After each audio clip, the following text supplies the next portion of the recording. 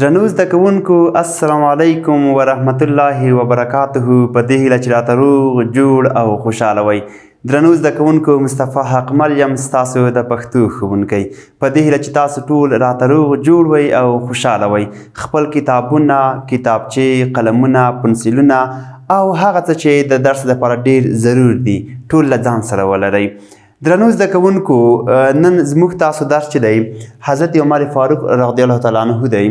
په دې به خبرې کوو خو مخکې له دې چې درس ووایو لومړی غواړم د تیرو درسونو لاندې پوښتنې وکړم او هغه څه تاسو نه وپوښتم چې په تیرو درسونو کې بالخصوص زموږ تاسو په وروستي لوست کې ولوستل او زده مو کړل. سمه ده. درنو زده کوونکو تاسو راته وایئ موږ تاسو تیر درس څه شي وو؟ آفرین، نوکانو ته پاملرنه وکنه. ډیر ښه. نوکانو ته پاملرنه کې موږ څه ولوستل؟ هغه مهم ټکي چې تاسو په ذهن کې اوس هم شته دي په تیر درس کې مو زده کړل هغه راته ووایئ. آفرین. موږ تاسو باید ډیر ښه نوکان زر زر واخلو، یعنې په یوه اونۍ کې یو ځل یا هم دوه ځلې خپل نوکان واخلو، غټوالي ته یې پرېنږدو. ډیر ښه. بل آفرین. ډیر ښه. موږ تاسو باید خپل نوکان په غاښونو باندې پرې نه کړو. ښه. هغه بله پوښتنه کومه، موږ تاسو که چیرې غټ نوکان پرېږدو له کومو ستونزو سره به مخ شو؟ آفرین. ډیر ښه. څومره ښه ځوابونه راکوئ. موږ تاسو به دغه د نوکانو لاندې میکروبونه کې پټ شي او دا میکروبونه به د خوړو سره یو ځای زموږ وجود ته د خولې له لارې څنګه شي؟ داخل شي. کله چې زموږ تاسو وجود ته میکروبونه لاړل نو موږ تاسو به له ډیرو ستونزو سره مخ شو او موږ تاسو به خدای نخواسته بیا ناروغه وو. سمه ده. آفرین. او بل دا خبره ډیره ښه چې تاسو وکړه هغه دا چې موږ تاسو چې کله غټ نوکان پرېږدو نو دا نوکان به مو ماتېږي او هغه به یوه بله ستونزه وي چې موږ تاسو سره مخ کېږو که نه؟ آفرین. ښه. یوه بله خبر دا چې ځکه چې موږ تاسو غټ نوکان نه پرېږدو، ډیری موږ تاسو کلیوالي ژوند لرو. په کلي کور کې موږ تاسو څاروي ساتو، موږ تاسو نور مرغان ساتو، موږ تاسو کورني کارونه کوو. نو کله مو چې هغه ترسره کول هغه کارونه نو حتما دلته به میکروبونه زموږ تاسو د نوکانو لاندې پټېږي که نه؟ نو بیا به د خوړو سره یو ځای زموږ وجود ته داخلېږي او موږ تاسو به ناروغه کیږو که نه؟ آفرین. ډېره ښه خبر مو وکړه. او بله خبره ګوره چې همیشه هم باید په یاد وي نوکان د غاښونو په ځای چې په غاښونو پرې کوو باید په ناخونګیر باندې یا ځینې خلک ورته نوکاټم وایي، په هغو باندې ځینې ورته نوکغوڅ وایي. په هر نوم چې تاسو ورکوئ، هر نوم باندې چې تاسو یادوئ په هغه باندې څنګه کړو؟ باید پرې کړو. آفرین. ډېر ښه. ښه. درنو زده کوونکو اوس راځم زموږ تاسو درس چې دی حضرت عمر فاروق رضی الله تعالی عنه دی چې دی حضرت عمر فاروق رضی الله تعالی عنه. مخکې له دې چې زه درس درته ووایم تاسو ته درس ووایو مخ ته لاړ شو، لومړی غواړم د حضرت عمر فاروق رضی الله تعالی عنه په اړه لنډې خبرې تاسو سره وکړم او تاسو به راته ځواب راکوئ. سمه ده. آفرین. زه پوښتنه کوم چې حضرت پیغمبر صلی الله علیه وسلم چاته د فاروق لقب ورکړ؟ آفرین. چاته؟ حضرت عمر رضی الله تعالی عنه ته. ښه. حضرت عمر رضی الله تعالی عنه د چا زوی و؟ ډېر ښه. د چا زوی و؟ د خطاب زوی و. ډېر ښه. بله پوښتنه کومه، حضرت عمر رضی الله تعالی عنه د مسلمانانو څوم خلیفه و؟ آفرین. دویم خلیفه و. ښه. درنو زده کوونکو حضرت عمر فاروق رضی الله تعالی عنه زموږ تاسو د اسلام په تاریخ کې هغه څوک تیر شوی دی چې د هغو کارنامې، د هغو عدالت، د هغو لکه نظم، د هغو کنټرول، د هغو اداره موږ تاسو ډیر کم د نور اشخاصو پیغمبر صلی الله څخه وروسته د نور اشخاصو په ژوند کې لرو. د نور اشخاصو په تاریخ کې دا شی موږ تاسو لرو ډیر کم. ګورئ ښه. درنو زده کوونکو حضرت عمر فاروق رضی الله تعالی عنه د خطاب زوی دی. صحیح ده. نوم یې عمر دی او د فاروق لقب حضرت پیغمبر صلی الله علیه وسلم ورکړ. ځکه دی لکه داسې و د حق او باطل ترمنځ دی فرق کوونکی و. نو ځکه حضرت پیغمبر صلی الله علیه وسلم ورته د فاروق لقب ورکړی دی. ګورئ کله چې حضرت عمر رضی الله تعالی عنه ایمان نه و راوړی نو مسلمانان یو ډول په تشویش کې وو، یعنی لکه داسې خاص تشویش خو ډېر نه درلود، خو مګر بیا هم کله چې حضرت عمر رضی الله تعالی عنه ایمان راوړو، هغه د اسلام په مبارک دین باندې مشرف شو، نو مسلمانانو یو ډول ډاډ ترلاسه کړ.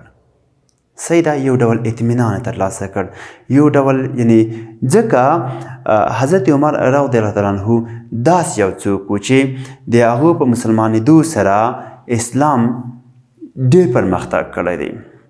ګوره کله چې دی مسلمان شوی نه و، صحیح ده، دی چې نه و مسلمان شوی، نو حضرت پیغمبر صلی الله علیه وسلم دعا وکړه خدای پاک ته چې یا خالق خدای پاکه یو له عمرینو څخه، یعنی دوه عمرین، یو عمر بن هشام و یو حضرت عمر رضی الله عنه چې عمر بن خطاب و، یو له عمرینو څخه هغه یو چې تا ته ډېر ګران وي هغه د اسلام په مبارک دین باندې مشرف کړي، یعنی هغه مسلمان کړي، یعنی هغه اسلام ته روبولي.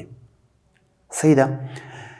حضرت عمر رضی الله تعالی عنه چې کله مسلمانېږي هغه قصه به تاسو اورېدلې وي که نه، تاسو به حتما مطالعه کړې وي، تاسو به د حضرت عمر رضی الله تعالی عنه او تاسو به د نورو صحابه کرامو بالخصوص د خلفای راشدینو ژوند حتما مطالعه کړی وي. د هغې د ژوند په اړه به ډېر معلومات لرئ. سمه ده.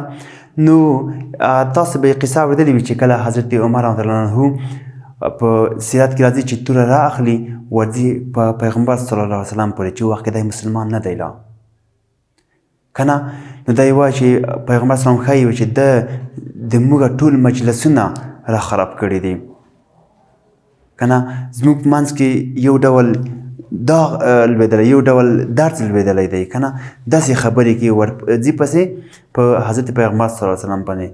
په لار کې یو صحابه ورسره مخ کېږي، ورته وایي چېرته روان یې؟ وایي چې ځمه پیغمبر صلی الله علیه وسلم چې محمد وژنم که نه. هغه ورته وایي چې ګوره ته اول اصلاحات له خپل کوره شروع که، له خپل ځان نه شروع که. دی حیرانېږي چې دا څه اورم، دا څه دي؟ هغه ورته وایي چې ورشه ستا خور او ستا اوښی مسلمان شوي دي که نه. دی چې کله د خپل اوښي یا د خپلې خور کور ته ورځي، نو په دې وخت کې دی هلته غوږ ورته نیسي چې ګوري چې استاد ورته راغلی او هلته هغو ته قرآن کریم وایي. صحیح ده. دی چې ورځي اوښی هم وایي خور هم وایي، خو مګم خور ورته وایي چې اوس د هغوی وړاندې وایي چې اشهد ان لا اله الا الله و اشهد ان محمد رسول الله صلی الله علیه وسلم، دا کلمه شریفه وایي. کله چې وایي نو دا چې د خپلې خور جرأت ګوري، دا چې د خپلې خور احساسات ګوري، دا چې د خپلې خور چې هغه یعنې یوه ښځه ده دومره لوړ همت ګوري چې د حضرت عمر رضی الله په مقابل کې داسې خبرې وکړي او هغه سخت سره عمر رضی الله عنه که نه، دی حیرانېږي، دی ډېر حیرانېږي. نو ده باندې تاثیر کوي دا خبرې ورباندې تاثیر کوي. نو همدغلته دی ورته وایي چې ما ته هم تاسو څه مو ویل هغه ما ته راکړئ زه یې وګورم که نه. هغه خور ورته وایي چې ورشه ته اودس وکړه، ځان پاک کړه، پاسته غونې ووایه. بیا پاسته غونې دی همالته خپلې خور په کور کې مسلمانېږي او راځي پیغمبر صلی الله علیه وسلم ته. دلته چې راځي دروازه یې ورټکوي، نو صحابه کرام چې ګوري چې عمر راغی، توره یې همداسې بې پوښه راغله که نه، بې پوښه توره ورسره ده. نو دوی خو هلته عمر رضی الله عنه ډېر سخت سره و که نه. نو چې پیغمبر صلی الله علیه وسلم مشوره کوي څنګه کړو، هغه وایي چې دروازه ور خلاصه کړئ. حضرت حمزه ورته وایي وایي را پرېږدئ. کله چې راځي حضرت حمزه یې نیسي، محکم یې څنګه دروازې نه داخلېږي محکم یې نیسي که نه نو په همدې وخت کې حضرت عمر رضی الله عنه چې کله مسلمانېږي نو مسلمانان وویل چې لا اله الا الله محمد رسول الله کلمه چې کله واورېدله نو دلته الله اکبر غږ یې پورته کړو ټولو په یوه غږ وویل چې الله اکبر الله اکبر. نو کله چې حضرت عمر رضی الله عنه مسلمان شو په دې وخت کې اسلام یو نوي پړاو ته داخل شو، یعنی اسلام هغه ستونزې چې مسلمانانو مخکې درلودې ډېرې حل شوې، ځکه حضرت عمر رضی الله عنه داسې یو څوک و چې کله هم نه له چا څخه ډارېده او نه هم د هیچا کیسه کې و.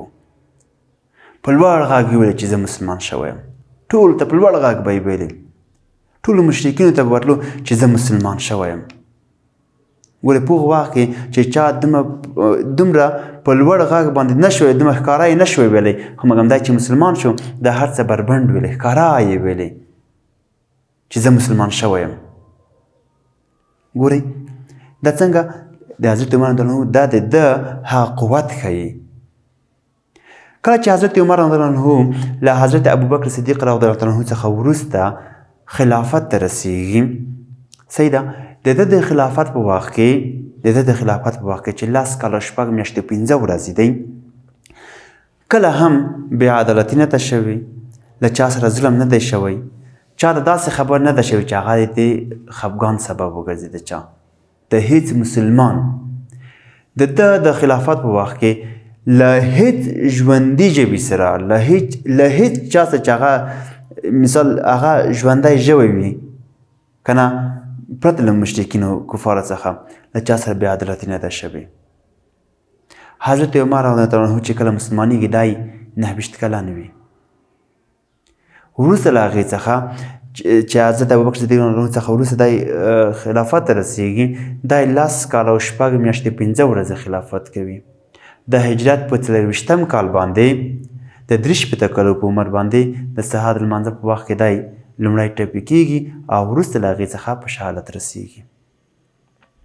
ګورئ حضرت عمر رضی الله عنه داسې یو خلیفه دی که موږ تاسو د هغو تاریخ وګورو، څومره خبرې چې وکړو بیا هم نه خلاصېږي که نه، په دومره لږو خبرو باندې د حضرت عمر رضی الله عنه شخصیت نه تعریفېږي.